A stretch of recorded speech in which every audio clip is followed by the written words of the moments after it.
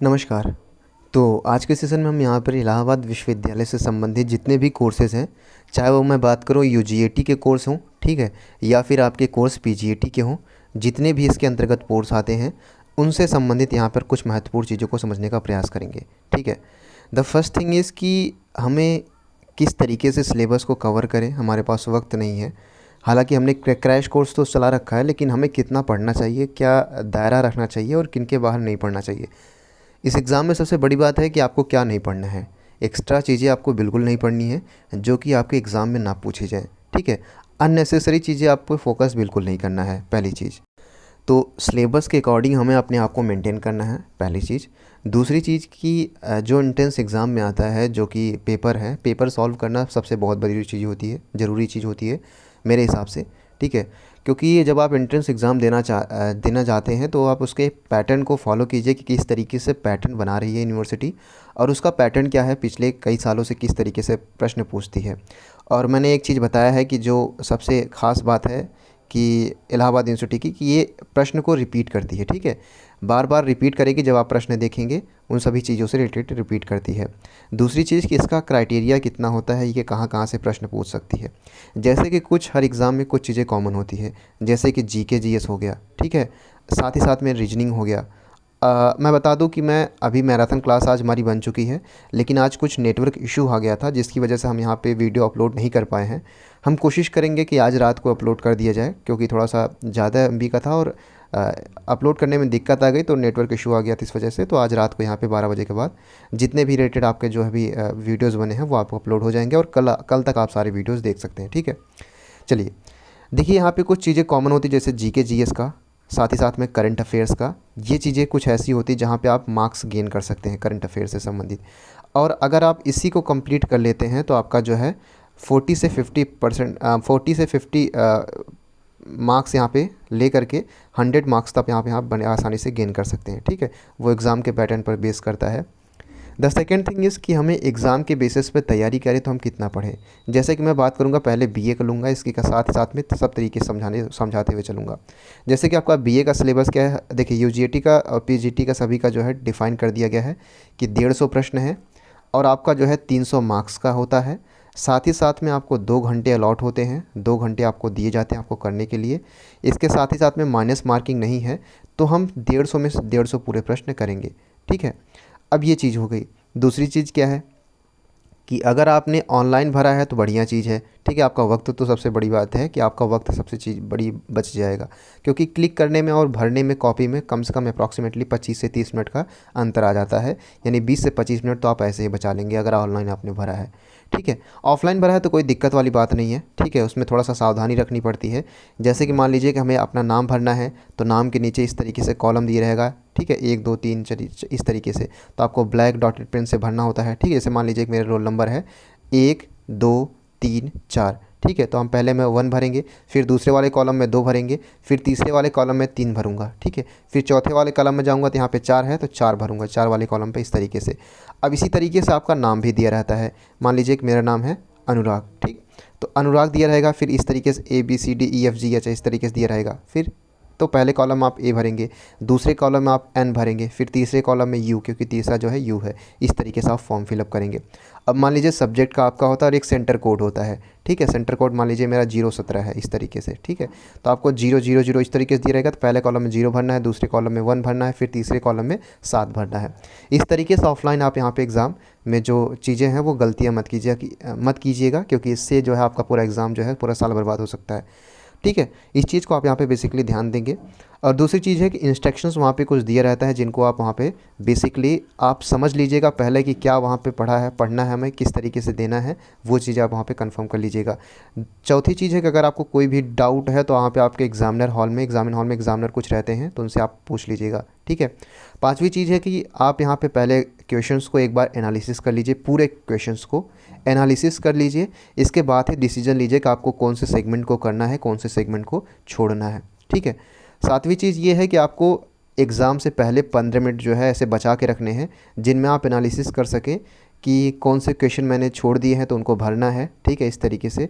या फिर कौन से क्वेश्चन मुझे नहीं करने थे जो कि अभी मैंने करना था, बात के लिए मैंने छोड़ा था, वो चीज़ें बाकी वेल मेंटेन देख लीजिए कि कोई गलती तो नहीं है। इस तरीके से 15 मिनट पहले आप यहाँ पे रेडी हो जाइए। सातवीं चीज़ ये है कि आप एग्ज़ामिनर हॉल में जब जाएंगे तो जो आपका फेवरेट सेगमेंट है, आप एक घड़ी लेकर एक साथ में जाइएगा, ठीक है। और उसके अकॉर्डिंग जो है सबसे बड़ा समय होता है, तो समय के अकॉर्डिंग आप यहाँ पे सॉल्व कीजिएगा। जो पहले आता है उसको पहले सॉल्व कीजिए, इसके बाद उसी के अकॉर्डिंग आप चलते चलिए, ठीक है।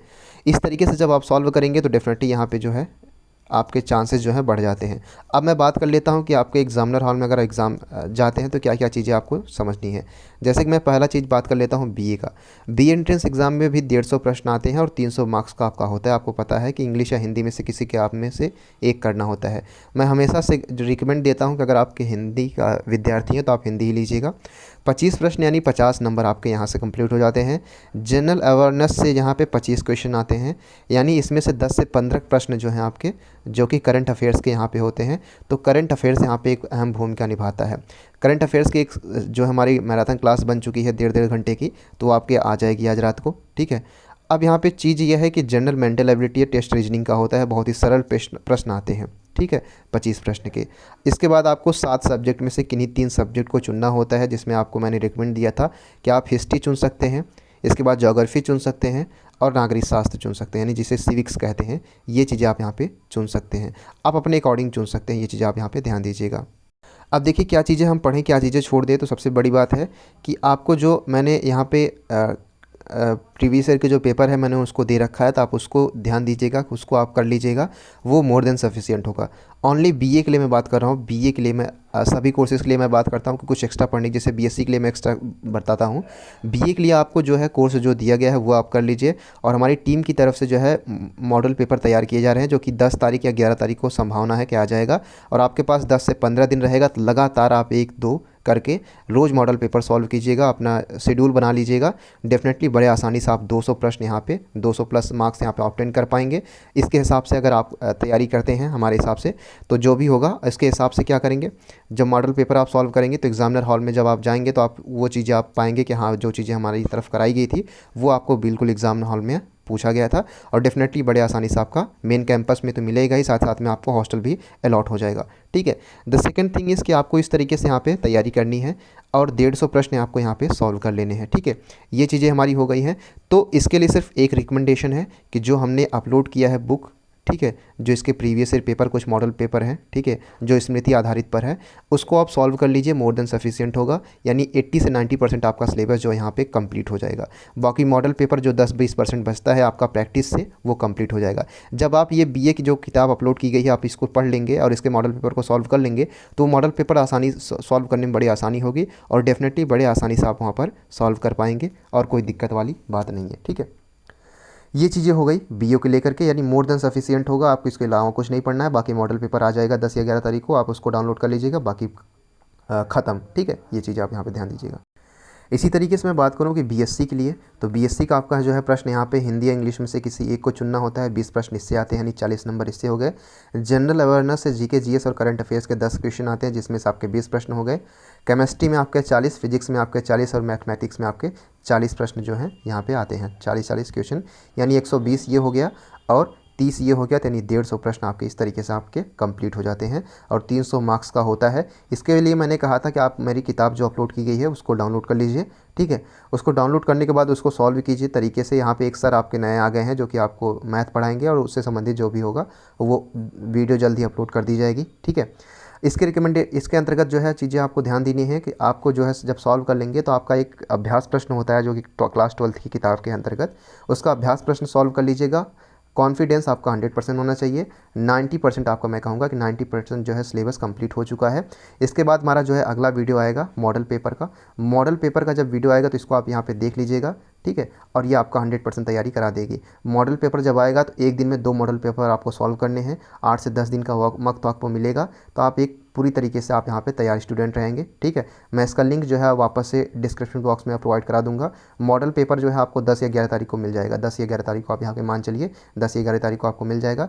लेकिन अगर आपकी तैयारी कंप्लीट रहेगी यहाँ तक, तब इसके बाद ही वो मॉडल पेपर आप सॉल्व कर सकते हैं। ठीक है, वो मॉडल पेपर इस तरीके से तैयार किया जाएगा कि जो आपके एग्जामिनर हॉल में जो एग्ज़ाम में आता है सेम उसी बेस पर यहाँ पर तैयार किया जाएगा मॉडल पेपर आपका।